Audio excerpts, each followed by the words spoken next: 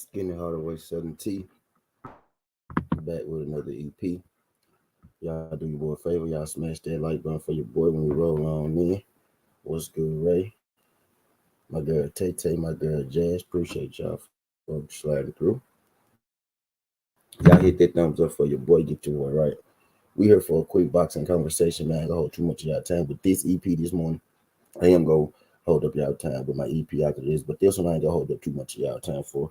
Just want to speak on something real quick, you know what I mean, that I've been noticing, right? So we got David Benavidez and we got David Morrell. It was rumored that the two were supposed to fight, right? The rumor came out that them two were supposed to fight, sent the boxing world in a frenzy, right?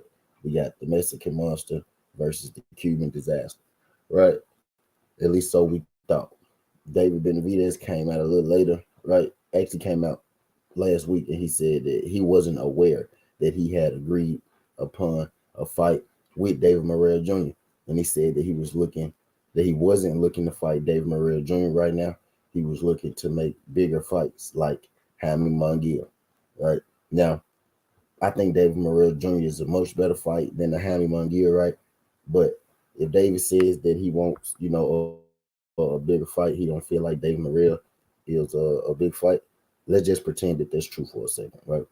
Well, right now you got David Benavidez is the WBC 168 interim champ. You got Canelo, who's about to fight Jamal Charlo. Canelo, like Jamal Charlo, another guy that David Benavidez, was rumored to be fighting, right? Didn't quite happen that way, right? But you got Charlo and David Benavidez about to fight you got Charlo and Canelo about to fight one another right now. All right, David Benavidez mentioned in his last interview, the same interview where he mentioned that he didn't know that he had agreed to fight David Morrell, right? He knew nothing about that fight, and he's not looking into making that fight happen. In that same interview, David Benavidez stated that he wouldn't mind fighting Jaime Munguia. Jaime Munguia is on the zone. David Morrell is on PBC, right? What's good? No smoke. Appreciate you sliding through this thing. No smoke. Y'all do your boy a favor, man. Y'all hit that thumbs up for your boy. When you slide on in. Shout out my girl Tay Tay. What's good, Tay Tay? Jazz. My guy, no smoke. Appreciate you. Appreciate you. Y'all don't work too hard, man. I know y'all getting up, going to work and stuff. Y'all don't work too hard in that thing. Hit that thumbs up for your boy. Right. So Canelo and Charlo, are about to fight one another, which is the biggest fight, that could be made in that middleweight division, whether it's 160 or 168. Charlo and Canelo are about to fight in the biggest fight that can be made in that division. Right. David Benavidez said that he's not. I think the two best guys in that division are as far as talent, right? David Morrell, David Benavidez. David Benavidez said that he's not really interested, in fighting David Morrell because he wanted to fight. The name that he said, right, is Jaime Munguia, right? Well, let's pretend, right, that let's entertain that for a second. Let's pretend that Munguia is, a better fight than David Morrell Jr. Well, it looks like that Jaime Munguia is about to step in the ring with Edward Berlanga. Edward Berlanga is the newest signee over there on Eddie Hearn Metro in the zone. Jaime Munguia also fights on Oscar De La Hoya Golden Boy in the zone. So that will be a DAZN versus DAZN product, meaning that fight is more likely to happen than David Benavidez versus Jaime Munguia. So if Canelo and Charlo are about to fight one another in one of the biggest fights that can be made at 168, if Munguia and Berlanga are about to fight one another at one of the bigger prospect fights that could be made at 168, well, why isn't David Benavidez, right, the Mexican Monster, why isn't more people, right, who are fans of David Benavidez, why aren't more people, pushing for David Benavidez to get in the ring with the best? Why isn't more people pushing for David Benavidez, to fight David Morrell? 817, what's good, 817? I mean, right, Canelo about to fight Charlo. Shout out my guy Nazay. Appreciate you sliding through this thing, Nazay. I see y'all sliding in the building. I ain't gonna hold up too much of y'all time this morning. right?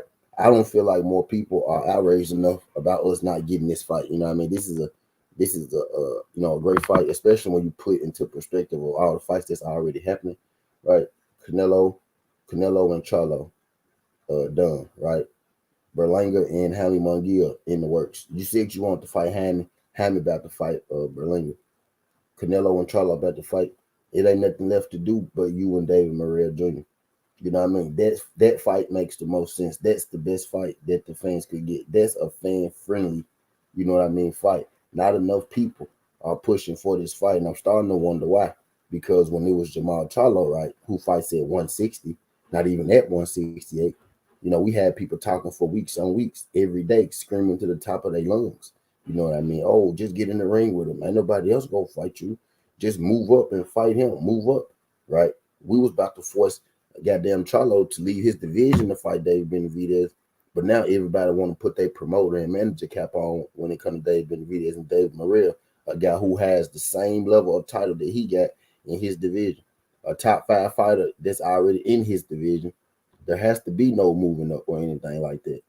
But we can't seem to get, David Benavidez in the ring with this guy, or we can't even seem to get, his fans, right, to have that same energy that they have for Charlo and David Benavidez. And these two guys are actually in the same division. You know what I mean? I notice how quiet everybody is on this. I notice everybody not making this a thing. I notice how they not making this a thing. Motherfuckers are ready to talk about Adrian Broner being drunk at the interview, right? People are ready to talk about Adrian Broner being drunk at an interview than actual boxing. That's because they know that their favorite fighter is running scared and hiding. You know what I mean? At first they were saying, well, David Morrell trainer said he don't want to fight him. You not hearing that David Morrell trainer said he don't want to fight him shit no more. You ain't hearing none of that. David Morrell said he don't want to, you know what I mean? None of that. Ain't nothing left to it but to do it, man. I'm putting the emphasis on these content creators, these YouTubers, people who I know David Benavidez, right? I thought y'all want to see the best fight the best. Or do you want to just continue? Do you want to just continue to push a narrative and push a fighter, right? I thought nobody wanted to fight David Benavidez. You clearly got a guy beating down this block, talking real disrespect to him and his whole family. Called him his daddy and his brother cowards. You know what I mean? But I guess since it ain't, Big Charlo, right? Since it's not a dude coming up from 160 like his last 4 opponents, right? Since he's not coming up from 160, Dave Morrell Jr., I guess Dave Benavidez don't want that smoke. From today forward, I'm calling David Morrell Jr. the Mexican monster because he got David Benavidez shook. But I ain't gonna hold y'all too long, man. Skin the Hardaway Southern T. This ain't the past. This ain't the future. But it's the present. That's how we rockin'. And I'm out. Look.